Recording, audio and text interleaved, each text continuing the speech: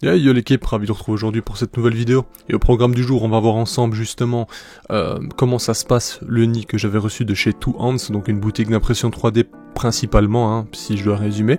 Et on va voir aussi l'évolution des Camponotus pseudo-irritans qui sont sortis plutôt récemment de Diapos. Alors, dans l'ensemble, tout va très bien, vous allez le voir. Il y a quelques petites choses à dire, mais ça va plutôt bien. Maintenant, ces gourmandes boivent et consomment pas mal d'eau. Elles mangent énormément, mais forcément, sorties de Diapos, elles veulent justement relancer la machine qui est donc leur reine, hein, qui va pondre des centaines d'œufs, j'en doute aucunement. Cette année, je pense que cette colonie est destinée vraiment à devenir très très nombreuse. Mis à part ça, vous le voyez, l'air de chasse est un peu cracra, mais ça c'est vraiment un détail parce que bon, vous enlevez la mangeoire, vous enlevez l'abreuvoir, vous nettoyez 3 secondes et c'est fini, c'est clean. Mais bon, bref.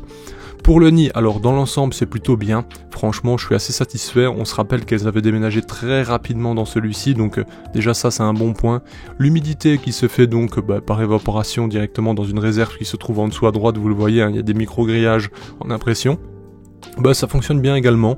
Alors cette espèce-ci en dépend pas spécialement, elle a pas besoin d'une énorme humidité, mais elle apprécie tout de même, et généralement comme vous le voyez, le couvain est à l'opposé, mais comme ce sont des chambres fermées et très peu aérées en soi, vu qu'il y a une vitre au-dessus et qu'il n'y a pas spécialement d'aération, l'humidité se répand assez facilement dans toutes les cavités.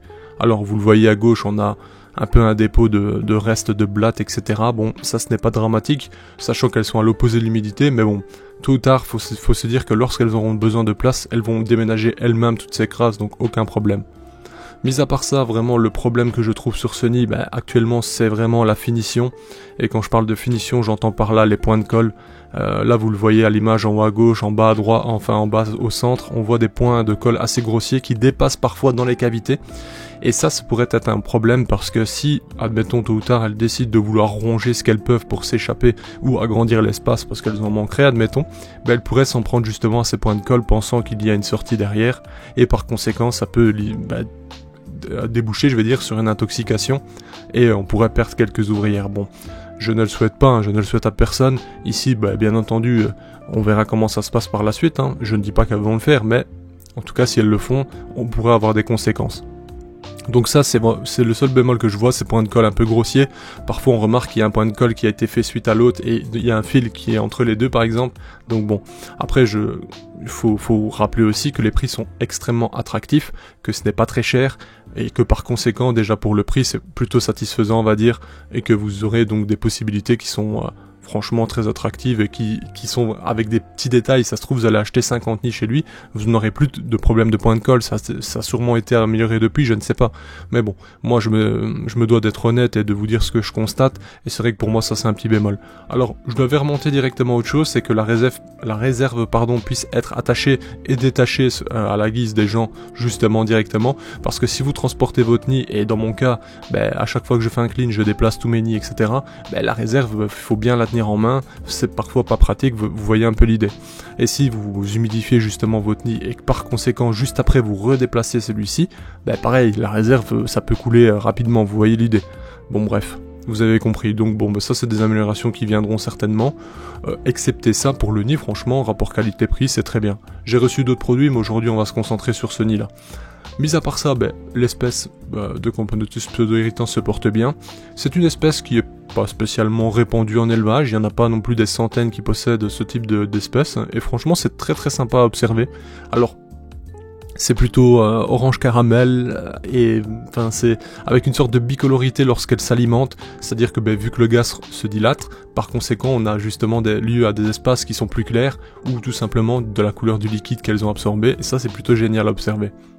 Mis à part ça, c'est une Camponotus de bonne taille, ce n'est pas une énorme Camponotus, les majors ne sont pas impressionnants, les ouvrières sont classiques et correctes.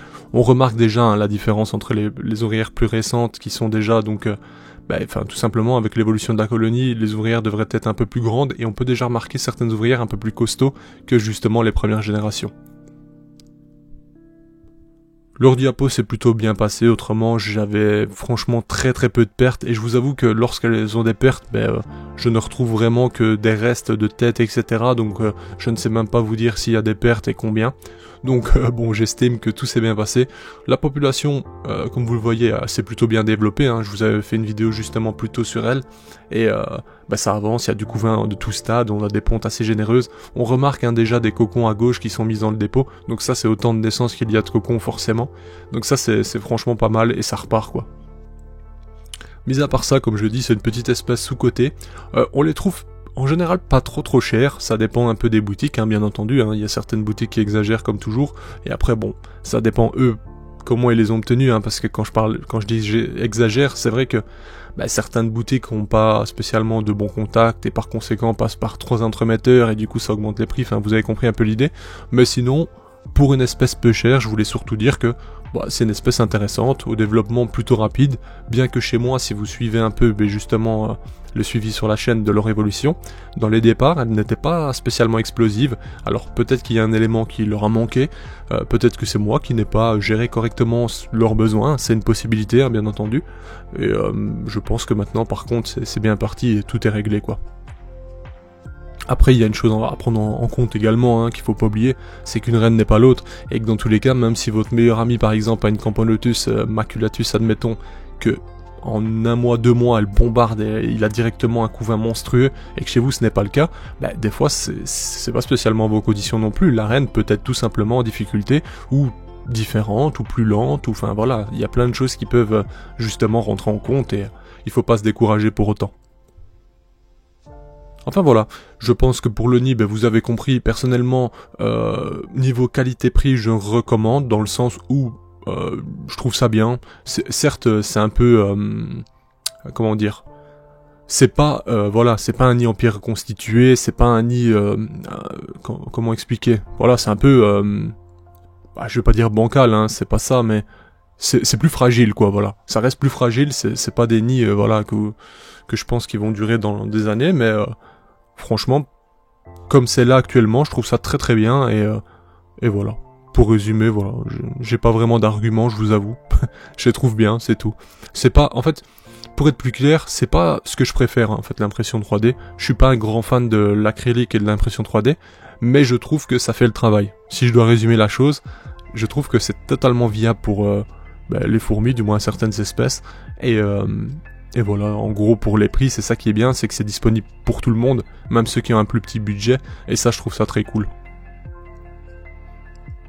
Dans tous les cas, on se retrouvera plusieurs mois plus tard, certainement, ou 1 ou 2 mois minimum, pour voir de nouveau l'évolution de cette espèce, voir également comment le nid a vieilli avec justement celle-ci, et je vous referai une vidéo à l'occasion pour vous donner des nouvelles de cette petite colonie qui évolue plutôt bien.